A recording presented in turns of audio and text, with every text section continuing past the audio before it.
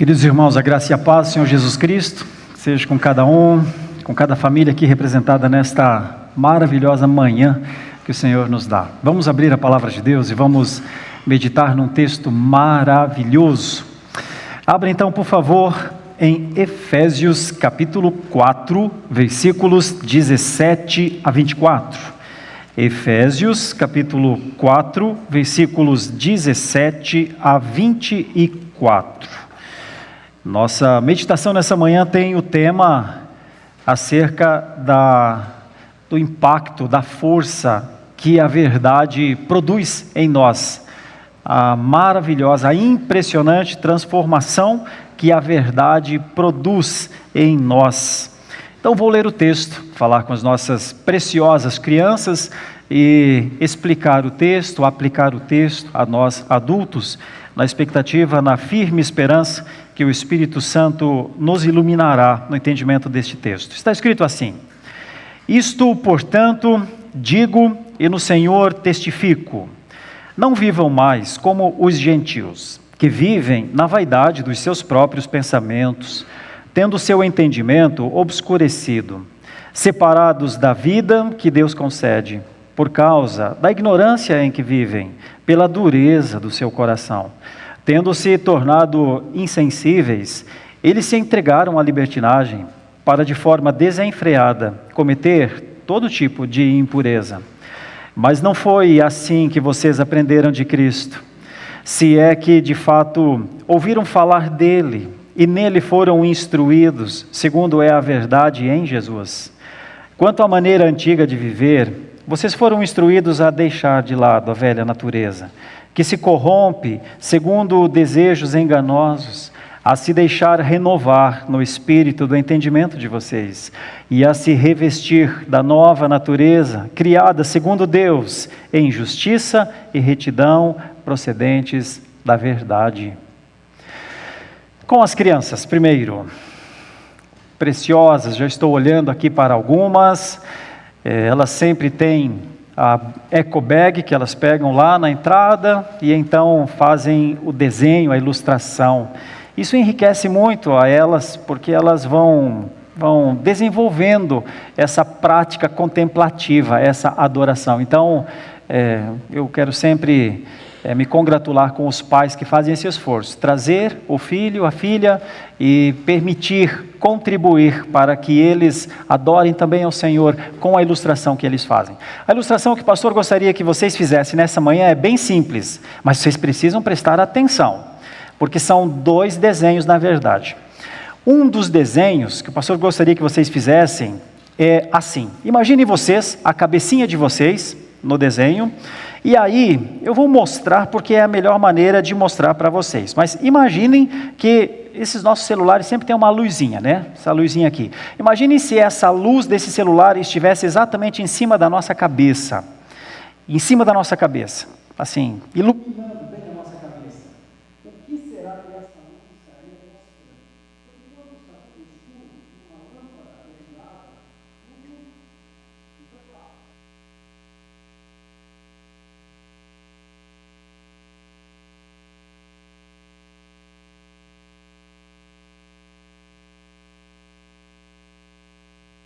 que será, hein?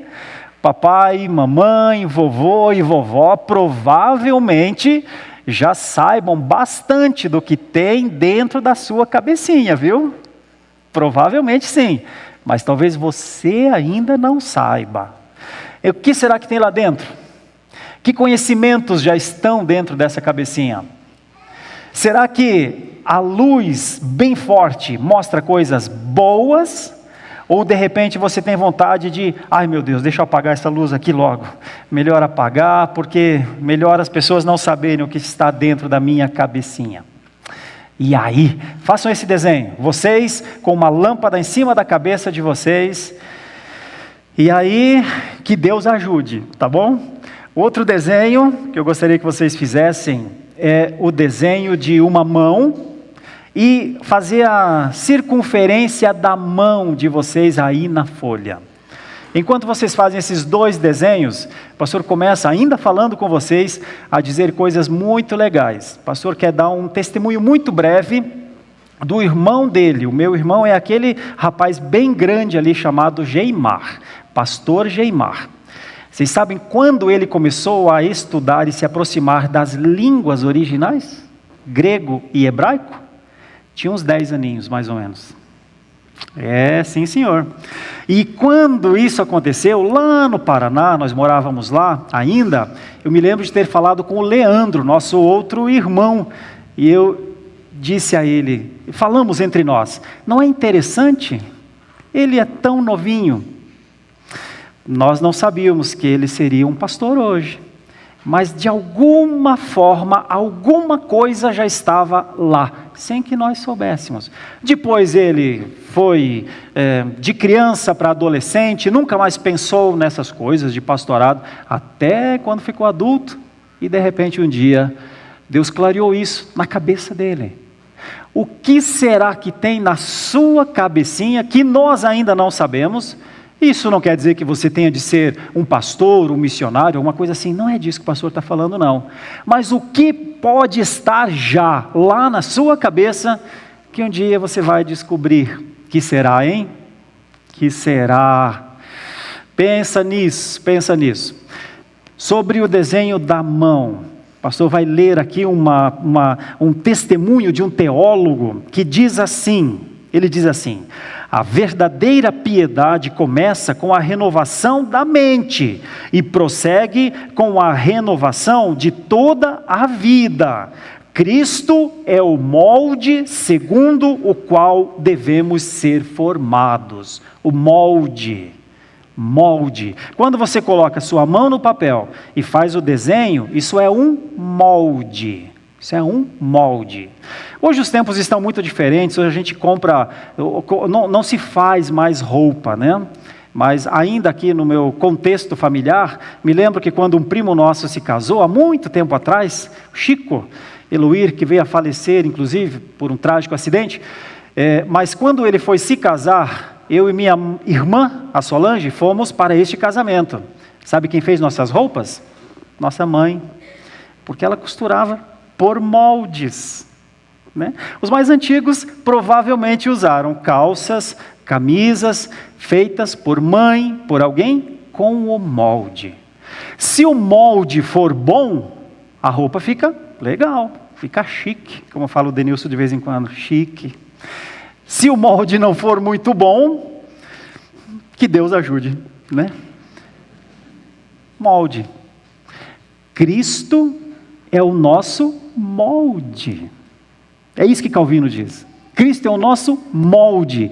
Significa, então, que enquanto a criança desenha a sua mãozinha lá, se esse desenho vai ficar bom ou não, tudo depende do molde. Como nossas crianças serão moldadas? É isso que o pastor gostaria de deixar para vocês, crianças. Que vocês fossem moldadas por Cristo, viu? Que o molde da vida de vocês fosse em Cristo. Assim como um dia o pastor usou roupas que sua mãe fez com moldes, que você possa ter as vestiduras de Cristo, o molde de Cristo. Pensando nisso enquanto você vai desenhando aí, o celular com a luz na sua mente, que só Deus sabe o que tem dentro dessa cabecinha, o molde que você desenha, pensando que você pode ser, deve ser. Calvino disse que o cristão é um molde, ou ele é o resultado do molde, que é Cristo. Vamos conversar, nós adultos, um pouco sobre essa passagem, sobre o poder transformador da verdade, nessa manhã. Quando nós olhamos para este texto, nós temos muitas coisas boas para falar sobre ele, meus irmãos. Eu vou sintetizar em 3 ideias aqui nessa manhã. O tema é o poder transformador da verdade. E eu vou dizer à luz desse texto que a verdade mesmo, a verdade bíblica, a verdade confronta a vaidade do nosso coração. Pastor, vaidade no meu coração, no nosso coração? Vai que tem. Vamos pensar um pouco. A verdade confronta a vaidade do coração. Segunda ideia que eu quero discorrer nessa manhã é que a verdade é conhecida pessoalmente em Cristo. A verdade é uma pessoa. A verdade é conhecida pessoalmente em Cristo.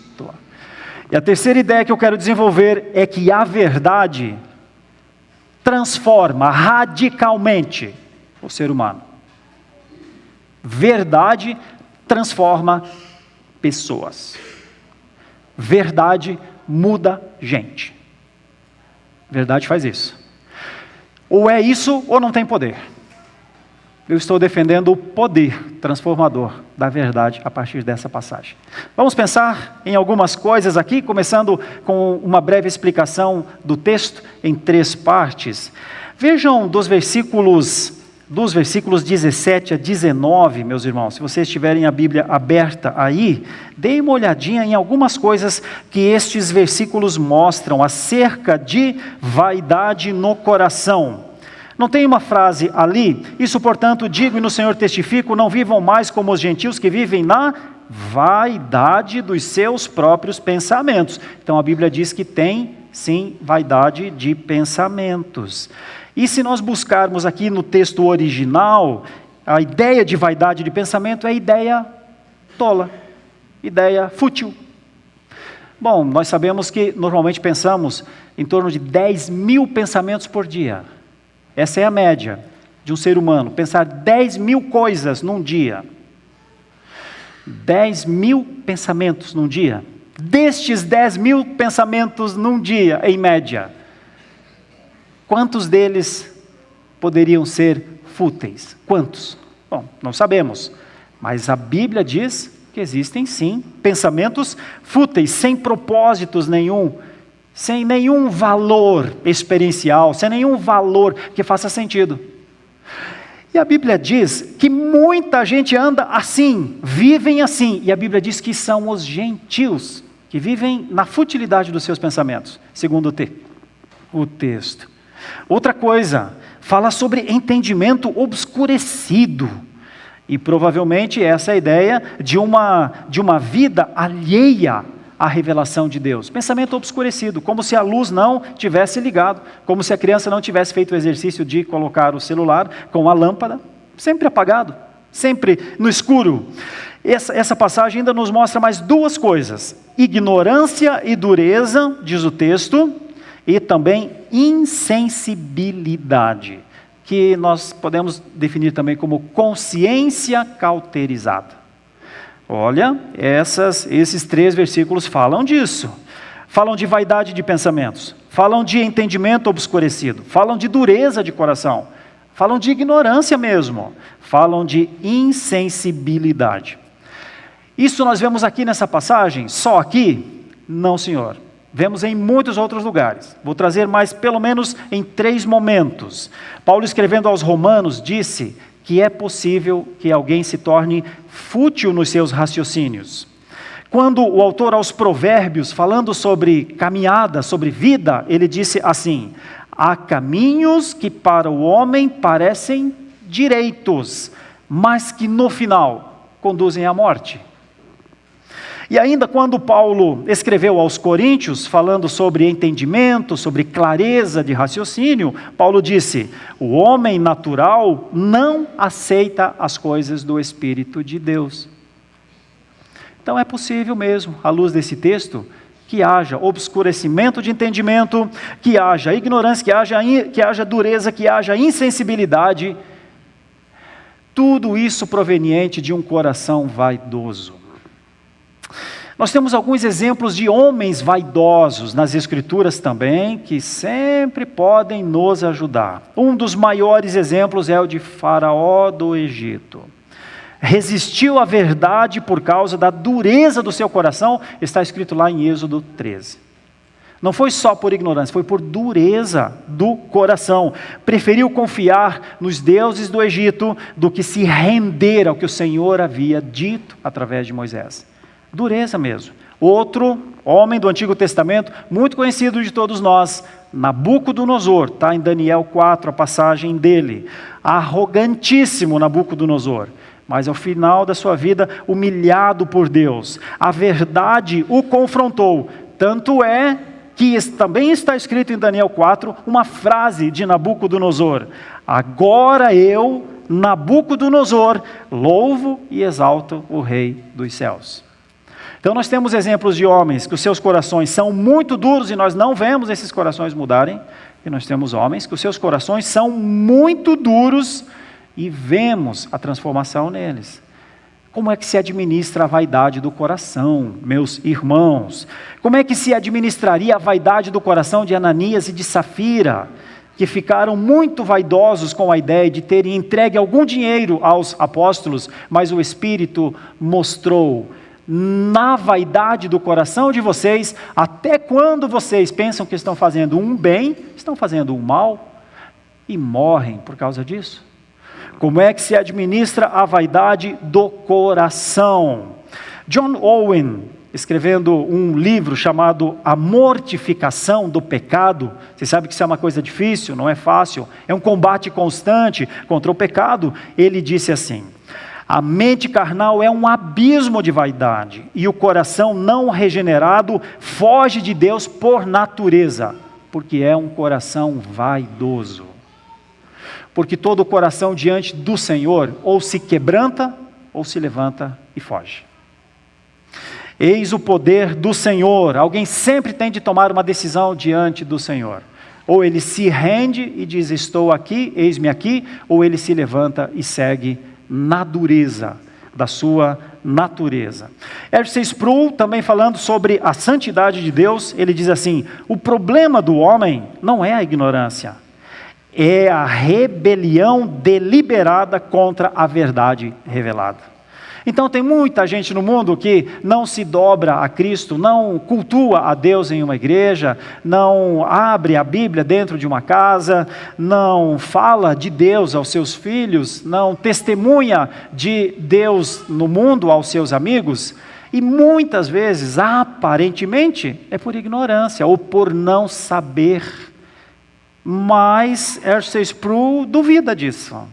Ele diz: não é não. Isso é um subterfúgio, isso é uma tentativa de justificar. É outra coisa, diz Sproul, é rebelião, é uma tomada de decisão: não vou fazer e não faço, não quero e não farei, ainda que não tenha a eloquência da voz diante de Deus. O Senhor está me falando aqui, mas eu não vou fazer, hein? Porque a gente pensa: não, se eu fizer isso, Deus me mata, manda um raio e eu caio morto ali. Agora, eu posso então não falar nada, mas dizer no meu coração: não. Eu digo para as pessoas que é só porque eu não sei, mas eu não quero, disse Sproul. Como é que a gente lida com a vaidade do coração? Como é que a gente trata com esse problema tão grave? Como é que a verdade lida com isso? Como é que Jesus lida com esse coração? E então nós temos alguns exemplos aqui. Eu tenho 3 para trazer, homens históricos em que coisas aconteceram com esses homens. Vejam só, o primeiro é Agostinho de Hipona, também conhecido como Santo Agostinho. Agostinho é um influenciador de Calvino, inclusive, principalmente nos assuntos da predestinação. E antes de Agostinho ter sido convertido ao Senhor, é conhecido entre os estudiosos. Ele vivia na vaidade dos seus pensamentos filosóficos e na imoralidade. Quando ele ouve a verdade, quando ele é transformado, ele escreve isso que eu vou dizer agora: tarde eu te amei, disse Agostinho. Ó beleza, tão antiga e tão nova, tarde eu te amei.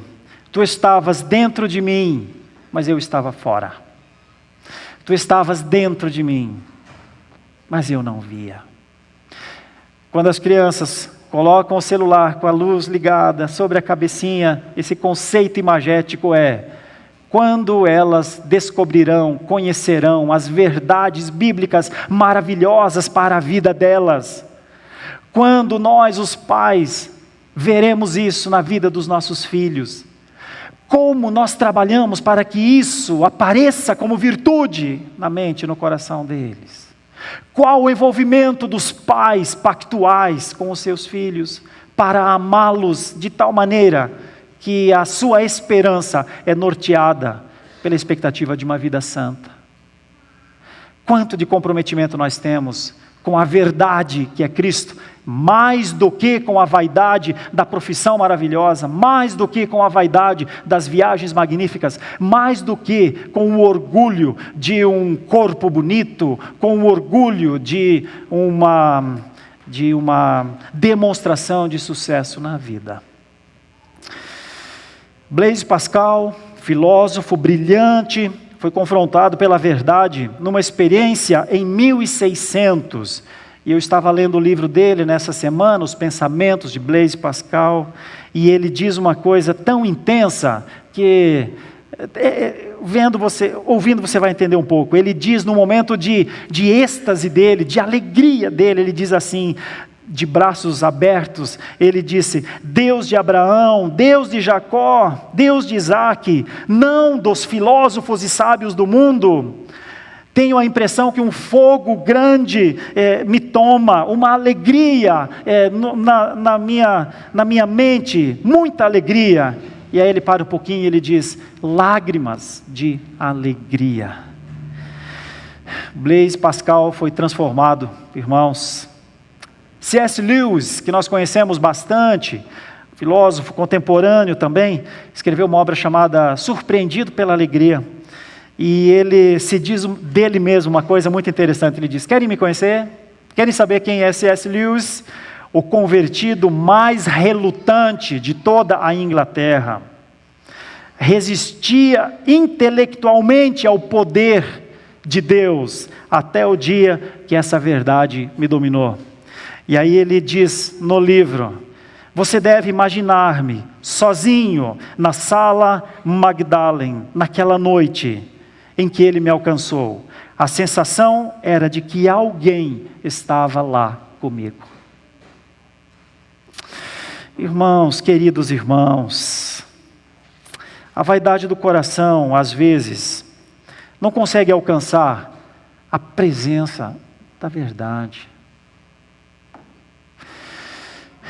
Pensemos nos nossos corações, pensemos, porque esse texto aqui fala coisas de um coração vaidoso.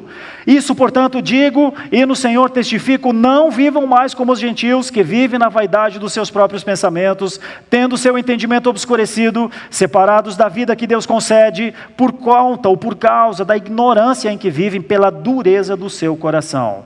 Tendo se tornado insensíveis, eles se entregaram à libertinagem para, de forma desenfreada, cometer todo tipo de impureza. Um coração vaidoso não tem freio em relação à impureza. Não consegue colocar freio. E por isso, só Deus sabe onde ele vai chegar. Provavelmente em tragédia. Provavelmente o que aguarda um coração vaidoso é uma tragédia. Eu não sei se ela é familiar. Eu não sei se ela é de vida, de velhice, de longevidade. Mas é muito difícil um coração vaidoso se perpetuar. Um coração vaidoso, normalmente, tem um fim trágico. Segunda coisa que essa passagem nos mostra.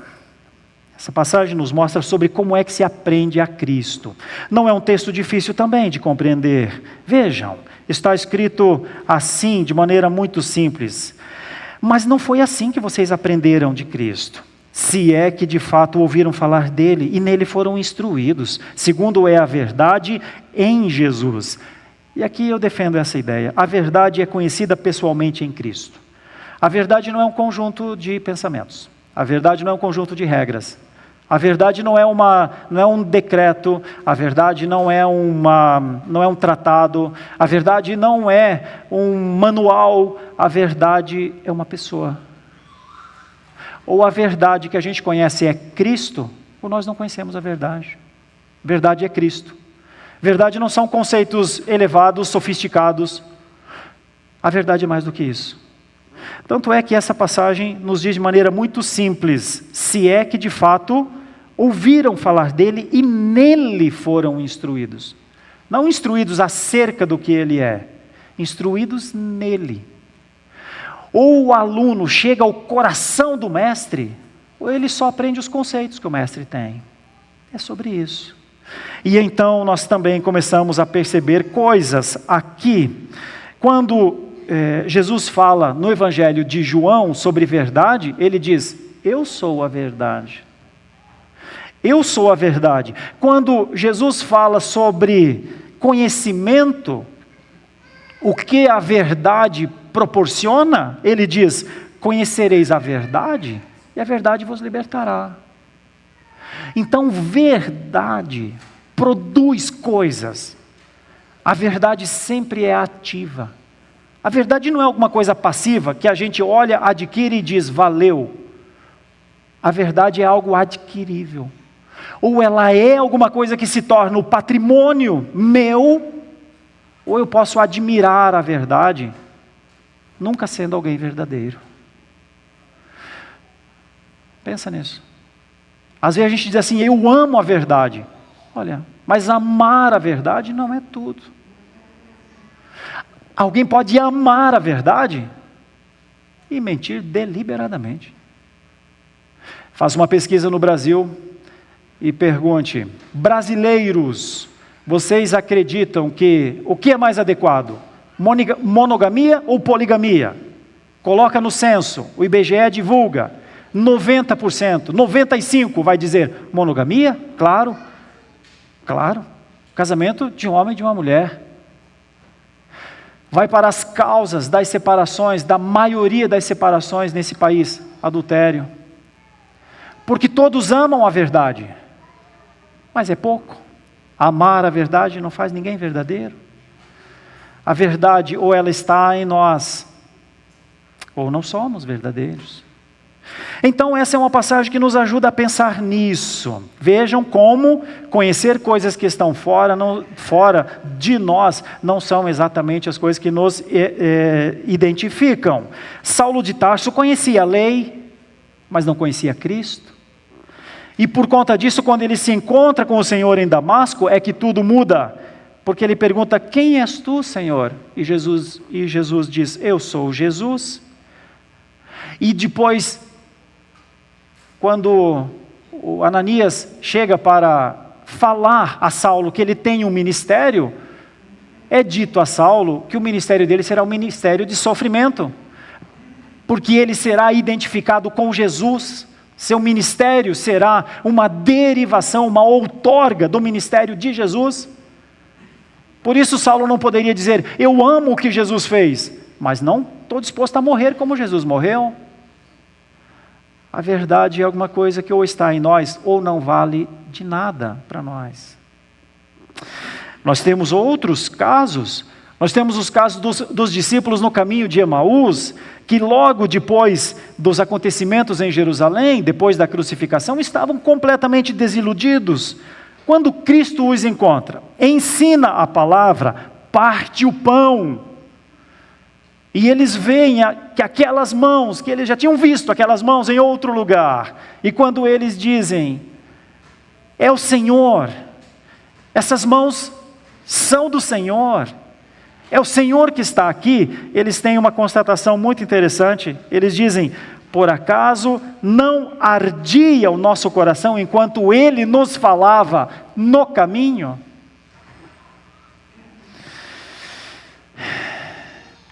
A verdade ou é para ser vivida, ou ela é vivida, ou não adianta a gente dizer que ama a verdade. Não faz nenhum sentido a gente dizer que a gente é favorável à verdade. Ou ela é uma essência da nossa vida, ou nunca será um valor para nós. J. I. Packer, no seu livro Conhecimento de Deus, ele diz assim, conhecer a Cristo é a essência da vida cristã. Por isso a verdade é uma pessoa viva, não é um código de conduta. E por que o Packer diz isso? Porque na sua época, muitas pessoas viviam na igreja como que dentro de um código de conduta, simplesmente. Muitas vezes bem distante da verdade. João Calvino, ainda nas Institutas, no livro 3, ele diz assim, a união com Cristo é o princípio vital da religião.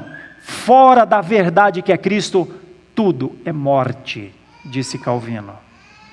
E Bavinck, na Dogmática Reformada, ele diz, Cristo é o conteúdo, o método, o mestre da verdade, a própria verdade. Quero só pontuar nessa segunda perspectiva, meus irmãos, que a verdade realmente é algo maravilhoso. Todos nós temos apreço pela verdade. mas o apreço que nós temos pela verdade deve ser exatamente proporcional ao desejo de sermos verdadeiros.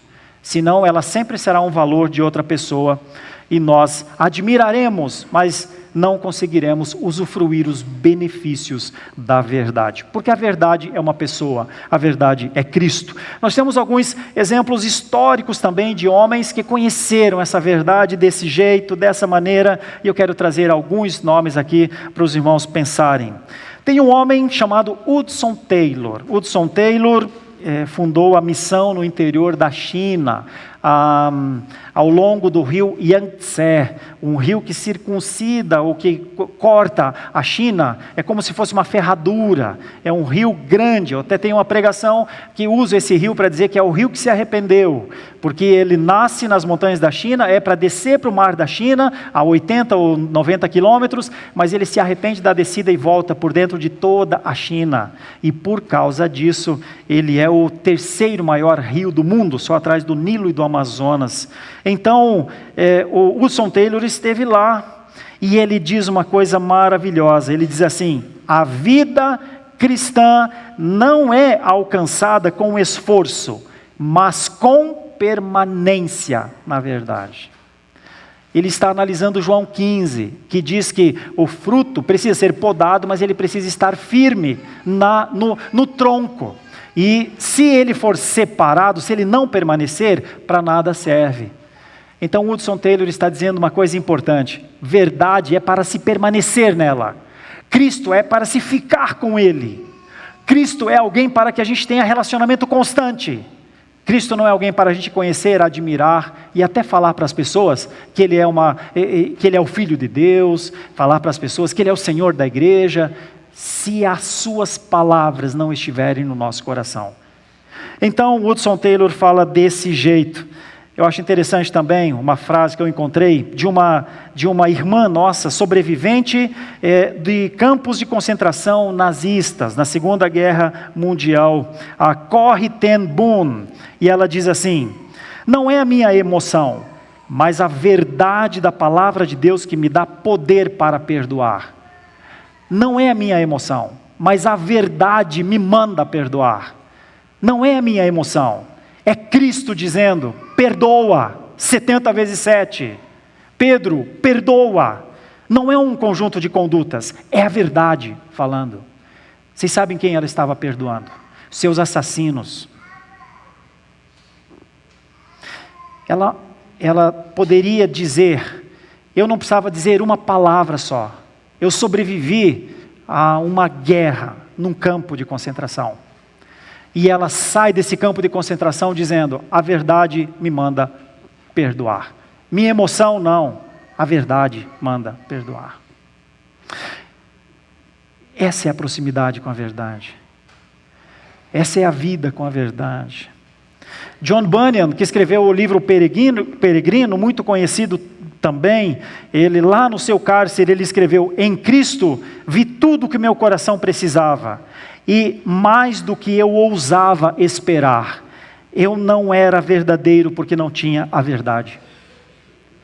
Algumas pessoas no mundo reconhecem a verdade, irmãos, e nós precisamos reconhecer. E eu trago um último exemplo, um pouco mais conhecido de muitos historiadores que estudam história moderna, é a história de John Newton. John Newton é um inglês, ele é um traficante de escravos, e então ele é transformado por Deus em meio a uma tempestade. Seu navio está prestes a afundar, e ele está com o navio carregado de escravos. E então ele conhece a Cristo naquele momento, toma uma decisão radical, abandona o tráfico de escravos, se torna braço direito de um homem chamado William Wilberforce, o abolicionista inglês, e escreve o hino Amazing Grace. Esse hino famoso que nós conhecemos, Amazing Grace, foi escrito por um ex-traficante de escravos, que arrependido se torna uma voz libertária na Inglaterra. Irmãos, é maravilhoso ver pessoas se encontrando com a verdade. A verdade sempre aparece, e ela precisa aparecer em nós, senão nunca foi verdade. Ninguém pode dizer assim, amo a Cristo, mas se não tem ações que mostrem isso. Ninguém pode dizer, sou um filho de Deus, mas se não me posiciono como um filho de Deus no mundo. Ou a verdade está em nós, ou ela é sempre alguma coisa que a gente admira, como essas lindas, ou esses lindos vitrais. De manhã, com esse brilho, ficam ainda mais lindos. Mas estão fora de mim, no máximo chegam até a minha retina. A verdade não é um vitral lindo que a gente vê. A verdade é vivida, ou só uma coisa para ser admirada. Terceira coisa que essa passagem nos mostra e nos leva a refletir é que a verdade transforma radicalmente o coração, o ser humano. E está escrito assim, quanto à maneira antiga de viver, vocês foram instruídos a deixar de lado a velha natureza, que se corrompe segundo desejos enganosos, a se deixar renovar no espírito do entendimento de vocês, e a se revestir na nova ou da nova natureza, criada segundo Deus, em justiça e retidão, procedentes do quê? Da verdade. Eu temo algumas coisas ao longo dessa caminhada, o me acostumar com a não santidade.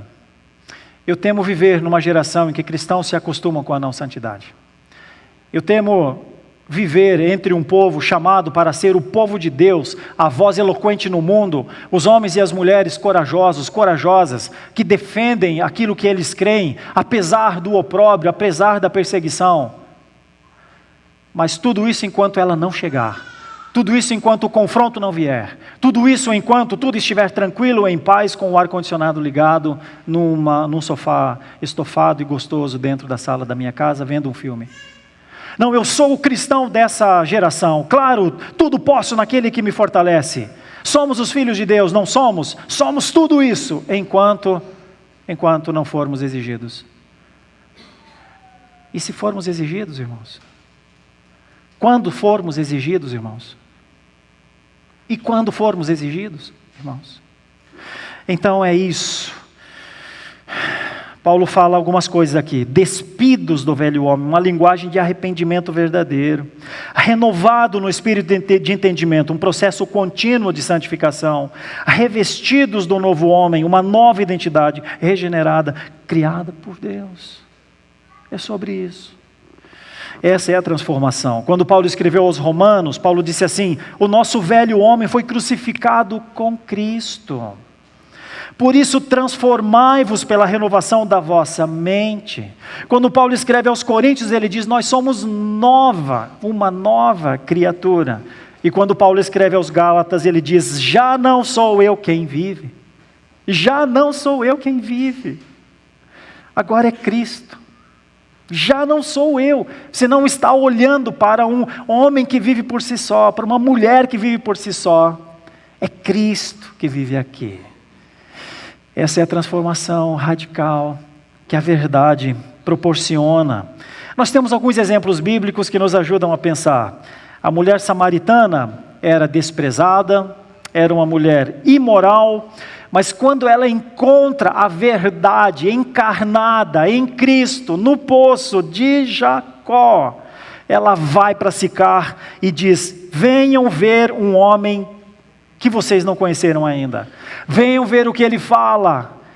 Ele disse de mim o que ninguém poderia dizer. Ela se torna testemunha no lugar onde há bem pouco tempo havia sido rejeitada. Porque ninguém em Sicar gostava ou admirava a mulher. Mas agora ela é uma testemunha de uma vida nova. Venham conhecer alguém que eu conheci. Tem um outro exemplo bíblico.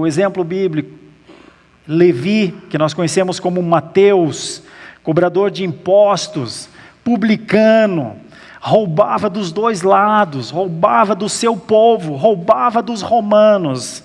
Um homem que você não chamaria para sua casa.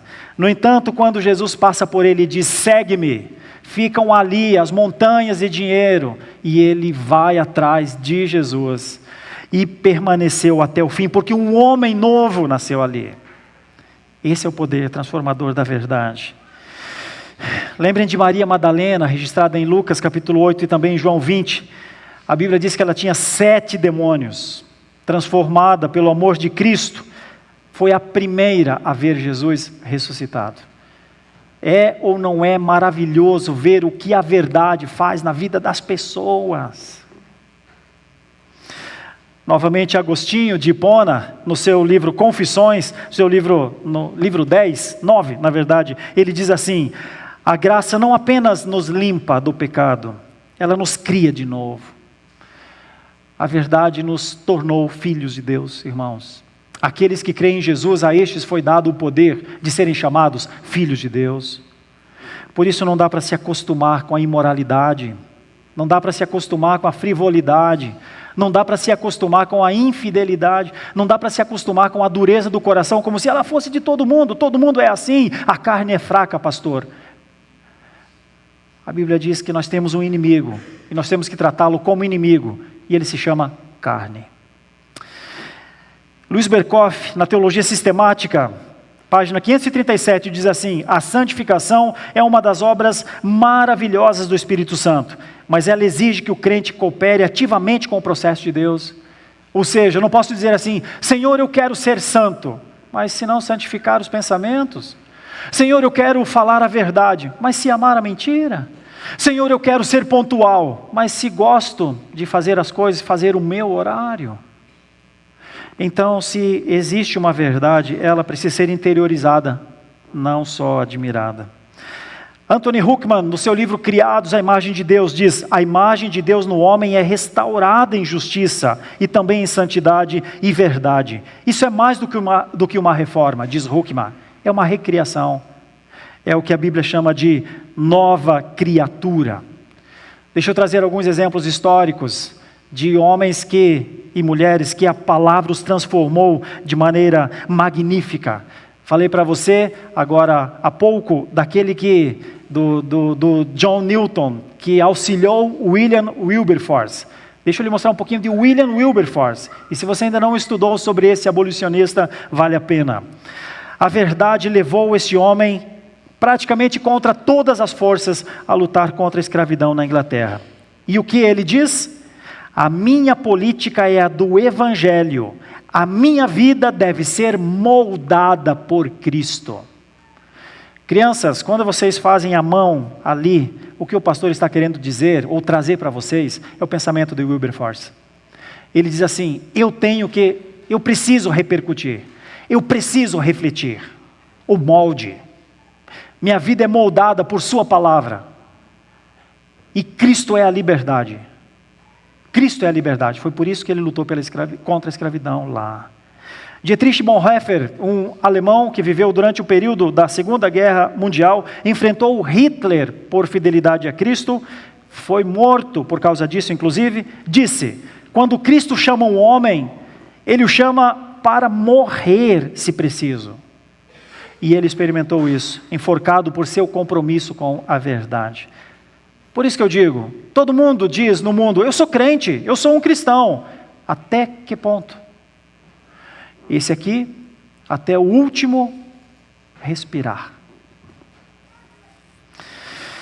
Tem um testemunho que roda na internet de uma senhora chamada Rosaria Butterfield, professora universitária americana, defensora de muitas ideologias contrárias às Escrituras de uma maneira terrível.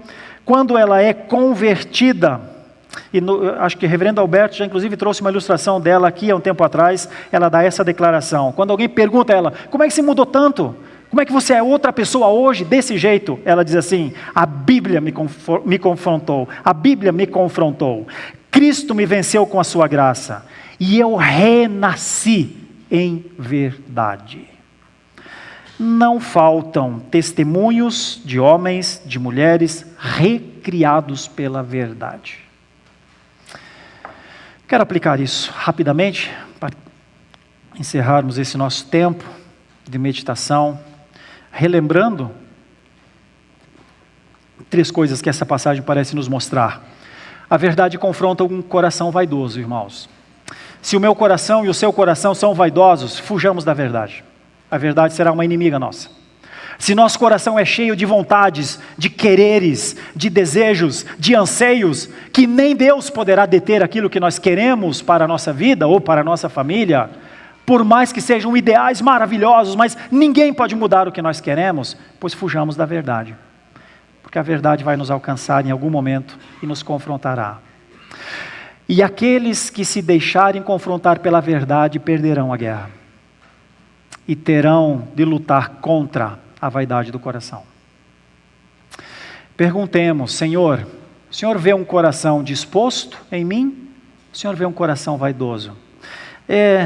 As crianças fizeram o exercício. O que será que tem no coração da criança, né? O que será que tem no coração do Sérgio? No seu? Põe aqui, dá uma iluminada boa. O que será que tem? Se for vaidade, fuja da verdade. Mas se porventura não quiser viver com um coração empedernecido, cheio de vaidades, saiba quem pode tratar do coração. Jesus, a verdade. Ela é conhecida em Cristo, não tem outra forma. A verdade transforma radicalmente um ser humano. Sabe o que é um ser humano radicalmente transformado? É um ser humano que é tirado de um trono, onde ele tem uma coroa grande, onde ele diz o que as pessoas devem fazer, o que todo mundo deve fazer, e quando ele não consegue fazer com que as pessoas façam o que ele quer fazer, ele resmunga, ele se torna um murmurador sobre todas as outras coisas, sobre as pessoas, porque ele está no seu trono, bate o seu cetro, dá uma vibrada até nos vidros, de tanto poder que ele tem. Mas quando a verdade o transforma, ele se levanta desse trono, ele desce desse trono, ele nunca mais vai querer se assentar nesse trono, ele vai se ajoelhar diante de um trono, em que tem um rei, com um nome acima de todo nome, chama-se Jesus, e então uma vida é transformada pela verdade. Só Deus sabe quando uma mudança de vida acontece em nós. Mas Sinclair Ferguson, numa linha que ele tinha, Sinclair Ferguson é um pastor ainda vivo, mora na Escócia hoje, ele diz assim: não há vida em Cristo sem mudança de vida. A verdade que salva é a mesma que transforma. É isso. Ou a verdade, ou nada. Feche seus olhos, vamos falar com o nosso Deus, oremos juntos. Santo e eterno Deus, se a verdade transforma a mente, transforma os hábitos, então eu tenho que admitir que um cristão não pode viver como vivia antes, ou como se acostumou a viver pela vaidade dos seus pensamentos. Senhor, se a verdade é uma pessoa, não apenas um conjunto de ideias, ajuda-nos a nos relacionar com essa verdade, ajuda-nos a entender o quanto é essencial a verdade. Senhor, se a santificação é alguma coisa do corpo, da alma, da mente, da vontade, dos comportamentos, me mostra a regeneração, me mostra o que o Senhor fez, me ajuda, Senhor, a me conhecer mais. Senhor, se a verdade é um valor tão importante, mas se nesse momento eu vejo esse valor mais fora de mim do que dentro de mim, o que está acontecendo comigo, Senhor? Tem misericórdia de mim, tem misericórdia de nós. Só o Teu poder, Senhor, pode transformar. Mas nós esperamos, nós vemos, nós aguardamos, nós amamos tanto a Tua palavra. Ela não pode ficar só até o nosso discernimento, o nosso entendimento, as nossas concepções. Põe ela no nosso coração, Senhor. Aqueles que já têm essa verdade no coração sabem que valor é esse. Aqueles que o Senhor tem dado graça para viver, apesar das lutas, mas viver uma vida de verdade, sabem o que é isso. E aqueles que ainda não conheceram isso, permita, Senhor, que numa manhã tão maravilhosa como essa, o Senhor possa produzir algo novo dentro do coração. É a nossa oração. É em nome de Jesus que oramos. Amém. Muito obrigado por nos acompanhar até o final deste vídeo. Para receber mais reflexões e ficar por dentro dos próximos conteúdos, te convidamos a seguir as nossas redes sociais que estão na descrição. Alguns vídeos aparecerão na tela, caso queira continuar nos assistindo. Abraço e até a próxima.